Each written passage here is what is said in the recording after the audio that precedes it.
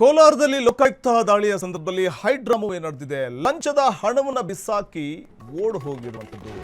S, ಇನ್ನು ಲಂಚವನ್ನ ಪಡೆಯುವಂತಹ ಸಂದರ್ಭದಲ್ಲೇ ಲೋಕಾಯುಕ್ತ ಎಂಟ್ರಿ ಕೊಡ್ತಿದ್ದ ಹಾಗೆ ಲಂಚದ ಹಣವನ್ನು ಬಿಸಾಕಿ ಓಡಿದ್ರೂ ತಪ್ಪಿಲ್ಲ, ಅರೆಸ್ಟ್ ಆಗುವುದು.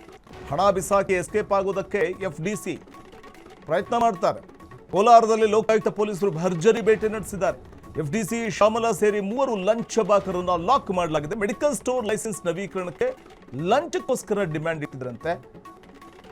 FDC ಶ್ಯಾಮಲ ಇಬ್ಬರು ಸಹಾಯಕರಿಂದ 35,000ಕ್ಕೆ ಬೇಡಿಕೆ ಇಡಲಾಗಿತ್ತಂತೆ. ಇದೇ ಕಾರಣಕ್ಕೆ ಇವರು ಈ ಉದ್ಯೋಗಕ್ಕೆ ಸೇರೋರು, ಕಷ್ಟಪಟ್ಟು ಓದಿ ಬರೆದು ಎಕ್ಸಾಮ್ ಪಾಸ್ ಮಾಡಿಕೊಂಡು ಹುದ್ದೆಯನ್ನು ಗಿಟ್ಟಿಸ್ಕೊಳ್ತಾರೆ. ಇವತ್ತಿನ ಕಾಲದಲ್ಲಿ ಈ ಹುದ್ದೆ ಡಿ ಗ್ರೂಪ್ ನೌಕರರು ಹುದ್ದೆ ಗಿಟ್ಟಿಸ್ಕೊಳ್ಳುವಂಥದ್ದು ಎಷ್ಟು ಕಷ್ಟ ಇದೆ. ಆದರೆ ಪ್ರಾಮಾಣಿಕವಾಗಿ ಕೆಲಸ ಮಾಡಬೇಕಾದಂಥ ಈ ಅಧಿಕಾರಿಗಳಿದಾರಲ್ಲ, FDC ಶ್ಯಾಮಲ ಮತ್ತು ಇಬ್ಬರು ಸಹಾಯಕರು 35,000ಕ್ಕೆ ಬೇಡಿಕೆ ಇಟ್ಟಿದ್ರಂತೆ. ಹೂಹಳ್ಳಿ ಪ್ರಕಾಶ್ ಮತ್ತು ಕೃಷ್ಣಯ್ಯ ಅವರಿಂದ ಲೋಕಾಯುಕ್ತಕ್ಕೆ ದೂರ ಹೋಗಿರುತ್ತೆ. ಈ ಸಂಬಂಧ ಲಂಚದ ಹಣದೊಂದಿಗೆ ಪರಾರಿಯಾಗೋದಕ್ಕೆ ಯಾವಾಗ ಅಧಿಕಾರಿಗಳು ನೋಡ್ತಾರೋ ತಕ್ಷಣ ಲಂಚದ ಹಣದೊಂದಿಗೆ ಅಲ್ಲಿಂದ ಎಸ್ಕೇಪ್ ಆಗೋದಕ್ಕೆ ಪ್ರಯತ್ನ ಮಾಡ್ತಾರೆ. ಆದರೆ ಲಂಚ ಪಡೆಯೋ ದೃಶ್ಯ ಆಗಲೇ ಸರಿಯಾಗಿರುತ್ತೆ. ಈ ವೇಳೆ ಅವರನ್ನು ಬೆನ್ನಟ್ಟಿ ತಕ್ಷಣವೇ ಆರೋಪಿಗಳನ್ನು ವಶಕ್ಕೆ ತೆಗೆದುಕೊಳ್ಳಲಾಗುತ್ತೆ.